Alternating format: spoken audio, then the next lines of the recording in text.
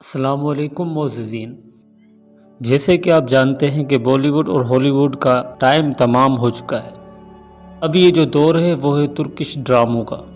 تو دوستو، کچھ دوست ترکی کے ڈراموں پر بہت سے اعتراضات کرتے ہیں۔ کسی کو یہ اعتراض ہوتا ہے کہ خود ترکی میں لبرل معاشرہ ہے لیکن ڈرامے میں وہ ملبوسات میں لپٹی عورتیں دکھاتے ہیں۔ کچھ کو عثمان پسند نہیں تو کسی کو ارطغرل۔ اب بار بروسہ جب سے شروع ہوا ہے تو اس کی سٹوری، ڈائیلاگز، ڈائریکشن، منظر کشی اور حتیٰ کہ انتہائی جاں فشانی اور محنت سے کام کرنے والے اداکاروں پر بھی بہت تنقید کی جاتی ہے۔ نظام عالم میں الپ ارسلان کی زندگی اور ان کے اسلام کے لیے خدمات اور قربانیوں ہی کو دیکھ لیں، پھر بھی کچھ لوگ نہ جانے اعتراضات کی کون سی کوڑیاں کہاں سے نکال لاتے ہیں۔ تشکیلات جلال الدین خوارزمی اور حال ہی میں 9ویں صدی میں ترکوں کے اسلام لانے سے پہلے دور کا ڈرامہ داستان شروع ہوا ہے۔ یہ وہ ڈرامے ہیں جن پر بہت ساری ویب سائٹس نے دن رات جانفشانی سے کام کر کے اردو اور انگلش سب ٹائٹلز کے ساتھ بر وقت اپنے ناظرین کے لیے لا رہے ہیں۔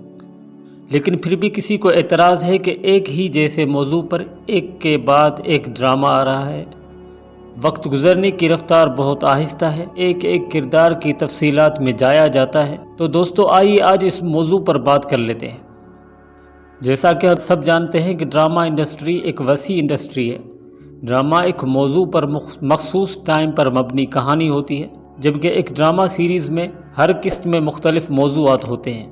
لیکن ایک ڈرامہ سیریل ایک ہی موضوع پر مبنی قسط وار کہانی ہوتی ہے۔ ایک ڈرامہ ترتیب دینے پر جہاں کروڑوں روپیہ، ہزاروں لوگوں کی محنت اور انتہائی مہنگی مشینری کے ساتھ ساتھ موسم کے سرد و گرم اور ناموافق حالات کا سامنا کرنا پڑتا ہے، وہیں ہزاروں لوگوں کا روزگار بھی وابستہ ہوتا ہے۔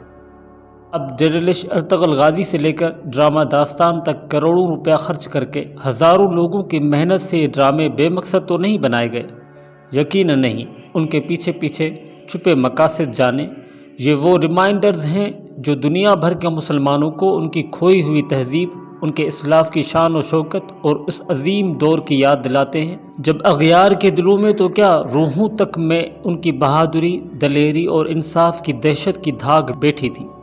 اب جب ہماری ہی نسل کو ہمارے اسلاف کے چہرے بگاڑ کر دکھائے جا رہے تھے تو ایسے میں ان تاریخی اور مقصدی ڈراموں کے ذریعے ہمیں ہمارے چہرے کی اصل خد و خال اور حقیقی رنگ سے روشناس کروانے کی کوششیں کی جا رہی ہیں۔ گمشدہ اور مسخ شدہ اسلامی تہذیب و تمدن کو ہماری زندگی میں پھر سے روشناس کروایا جا رہا ہے۔ قرآن و حدیث کے حوالے دیے جا رہے ہیں، کبھی ابن العربی، کبھی قمر الابدال، کبھی شیخ ادابالی اور کبھی امام غزالی کی صورت میں، اور کہیں باوقار مائیں حائمہ، سلجان، اسفیریہ، زبیدہ خاتون کی صورت میں نظر آتی ہیں، اور وہ وفادار بیویاں بھی ان ڈراموں کا حصہ ہیں جو اپنے محبوب شوہروں اور بیٹوں کو خوشی خوشی شہادت کے راستے پر روانہ کر دیتی ہیں۔